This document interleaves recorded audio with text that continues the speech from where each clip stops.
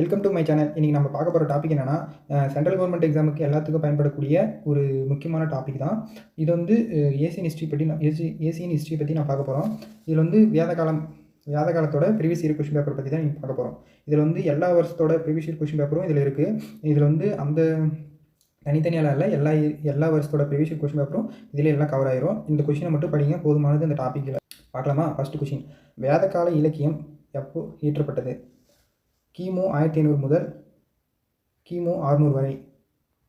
Second question, வேத காலத்தில் பர்ஷுனி என்று அழைக்கப்படும் நதி எது? ராவி.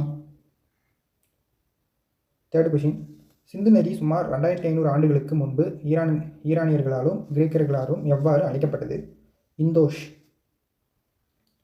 நாலாவது கொஷின், தர்ம சூத்திரங்கள் மற்றும் தர்ம சாஸ்திரங்கள் வகுத்த விதிகளின்படி பண்டைய இந்தியாவில் மக்களை பாதுகாப்பதற்காக, நீதி வழங்குவதற்காகவும் பின்வரும் எந்த வர்ணங்கள் பொறுப்பு அப்படின்னு சொல்கிறாங்க. மொத்தம் 4 வரங்கள் இருக்குது. ஒன்று பிராமணர்கள், சத்திரியர்கள், சூத்திரர்கள் மற்றும் வைசியர்கள். அதில் வந்து சத்திரியர்கள் தான் மக்களை வந்து பாதுகாக்கவும் நீதி வழங்கவும் இருந்தாங்க. அடுத்த கொஷின், அதிர்வேதம் என்பது எத்தனை காண்டங்களின் தொகுப்பாகும்? அதிர்வேதம் வந்து 20 காண்டங்கள் உடையது. அடுத்த கொஷின், ராவி நதியின் ரிக்வேத பெயர் என்ன? பசுருனி. அதை பாருங்க, ரிப்பீட்டாக அதே தான் கேட்குறாங்க. அப்போ அந்த ஒரு 6 நதி பேர் இருக்குது, அதை மட்டும் படிச்சுக்கங்க, முக்கியமானது. அடுத்து, ஷாங்கிய தர்ஷன் பிரிவை நிறுவியவர் யார்? கபில முனி. அதில் கபில மட்டும்தான் இருக்கும், முனி ஆட் பண்ணிக்கங்க. கபில முனி தான் ஆன்சர். அடுத்து, வைசேசிக தத்துவத்தின் அடிப்படை உரையை எழுதியவர் யார்? கனடா. இந்த ஃபிலாசபி மற்றும் இந்த யார் நிறுவினாங்க, அந்த ஒரு 6 பேர் இருக்கும், அதுவும் படிச்சிங்க. இம்பார்ட்டன்ட் கொஷின், அதுவும் தான் திருப்பி கேட்குறாங்க. அடுத்த கொஷின், வேதாங்கள் எத்தனை உள்ளன? மொத்தம் 6 வேதங்கள் இருக்குது. ஃபஸ்ட்டு வேதம் வந்து சிக்ஸானா வார்த்தைகளின் உச்சரிப்பு. அடுத்து கல்ஃபானா சடங்குகள் பற்றி. அடுத்து வியாக்கர்ணா, இவங்க வந்து இலக்கியங்களை பற்றி இவங்க வந்து இருப்பாங்க. அடுத்து வந்து நிருப்தானா ஒரு வார்த்தையை உபயோகிக்கும் முறை. அதை வந்து ஒரு வார்த்தையை நம்ம எப்படி பயன்படுத்தணும் அப்படின்ற முறை வந்து தான் அவங்க பயன்படுத்துவாங்க, நிருப்தான்றவங்க. சாண்டாஸ்னா வேதிக் பற்றி படிப்பு, அதாவது வேத காலத்தை பற்றி படிக்கிற படிப்பு, அவங்கள பற்றி படிக்கிறது தான் சாண்டாஸோட வேலை. ஜோதிஷா அப்படின்னா ஜாதகம் பார்க்குறது. அடுத்த கொஷின், வேத காலத்தில் ஒரு கட்டத்தில் அரசன் கோபதி என்று அழைக்கப்பட்டான். அதன் அர்த்தம்னா கால்நடைகளின் இறைவன் அப்படின்னு அர்த்தம்.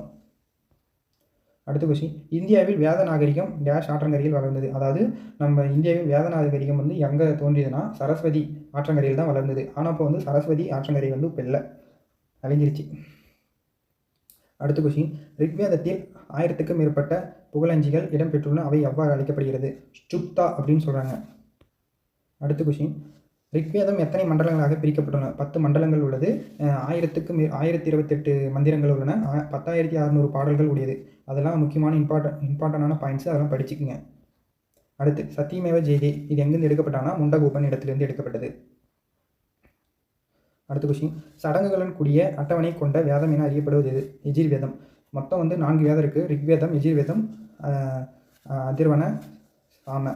இது மொத்தம் 4 வேதங்கள் இருக்குது. 4 வேதத்தை பற்றி படிச்சுக்கங்க, அது வந்து ஒரு கொஷின் வரும். அடுத்த கொஷின், பண்டைய இந்தியாவின் பின்வரும் முனிவர்களில் யார் மீமான் சூத்திரங்களை எழுதினார்கள்? ஜெய்மினி. மொத்தம் சூத்திரங்கள் வந்து 6 சூத்திரங்கள் இருக்குது, அது மொத்தம் படிச்சிங்க. அது வந்து அதுலேருந்து கன்ஃபார்ம் ஒரு கொஷின் வரும், கேட்டிருக்காங்க பாருங்கள். அடுத்த கொஷின் அந்த பாருங்கள், வேதங்களை பற்றி கொண்டு பின்வரும் எந்த சொற்கள் சடங்கு என்பதை குறிக்கிறது? சடங்குனா அந்த முன்னே சொன்னோன்னு பார்த்தீங்களா, கல்ஃபா. தான் பாருங்க,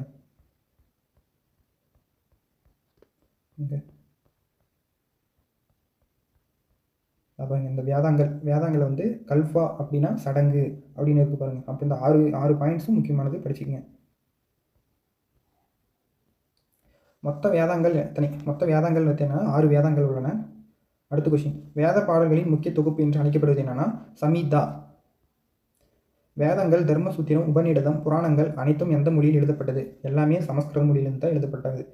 அடுத்து, வேதங்களின் மிக பழமையான வேதம் எதுனா ரிக்வேதம். அதாவது 4 வேதம் இருக்குது, அதில் மிகவும் பழமையான வேதம் என்ன? ரிக்வேதம் தான்.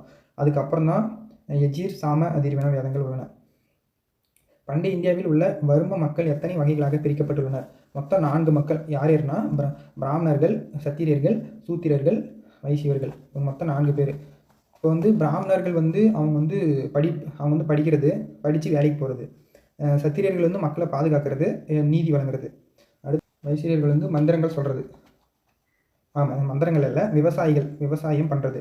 அடுத்து சூத்திரர்கள் வந்து அவங்க பிராமணர்கள் இந்த வைசியர்கள் சத்திரியர்கள் என்ன பண்ணுறாங்களோ அவங்களுக்கு கீழே வேலை செய்கிறது வந்து சூத்திரர்கள். அடுத்து பின்வரும் அறிஞர்களில் யார் ஆரியர்களின் திபெத் வீடு கோட்பாடுடன் தொடர்புடையவர்? தயானந்த சரஸ்வதி. இந்த கோட்பாடு வந்து 4 இருக்குது, அதை சொல்கிற நோட் பண்ணி வச்சுக்கங்க. ஃபஸ்ட்டு வந்து மேக்ஸ் முல்லர் கோட்பாடு வந்து அவர் வந்து ஆரியர்கள் வந்து எங்கேருந்து வந்தாங்கன்னு சொல்கிறாங்கன்னா மத்திய ஆசியாவிலேருந்து வந்திருக்காங்க அப்படின்னு சொல்கிறாரு. அடுத்து வந்து பாலகங்காதர் திலகர் வந்து ஹார்டிக் பகுதியிலேருந்து வந்ததுன்னு சொல்கிறாங்க. அடுத்து தயானந்த சரஸ்வதி அதுலேருந்து வந்தது, திபெத் என்ற பகுதியில் வந்ததுன்னு சொல்கிறாங்க. அந்த 3 பாயிண்ட்டு முக்கியமான கொள்கை எழுதி வச்சுக்கோங்க. அடுத்து லாஸ்ட் கொஷின், புருஷுக்தம் என்பது எந்த வேதத்தின் துதி அப்படின்னா ரிக்வேதத்தோட துதி தான். இன்றைக்கி நம்ம வந்து ப்ரீவியஸ் இயர் கொஷின் நம்ம எல்லாத்தையும் பார்த்துட்டோம். ஒவ்வொரு டாபிக் வைஸாக நான் கொடுக்குறேன், அதெல்லாம் நோட் பண்ணி வச்சுக்கோங்க. இது யாரும் இது மாதிரிலாம் கொடுக்க மாட்டாங்க, எல்லாருமே காசு கட்டி கோர்ஸ் ஜாயின் பண்ணி எல்லாருமே படிக்கிறாங்க. நான் ஃப்ரீ மெட்டீரியலாக கொடுக்குறேன், படிங்க. கொஞ்சம் சப்ஸ்கிரைப் பண்ணுங்கள், லைக் பண்ணுங்கள், ஷேர் பண்ணுங்கள். படிக்கிற உங்கள் ஃப்ரெண்ட்ஸுக்கு எல்லாத்துக்கும் இந்த வீடியோ ஷேர் பண்ணுங்கள். சப்ஸ்கிரைப் பண்ணுங்கள், அப்படின்னா தான் டெய்லிக்குமே நான் வந்து ஒவ்வொரு டாபிக் வைஸாக நான் வீடியோ போட முடியும். ஓகேவா? தேங்க்யூ.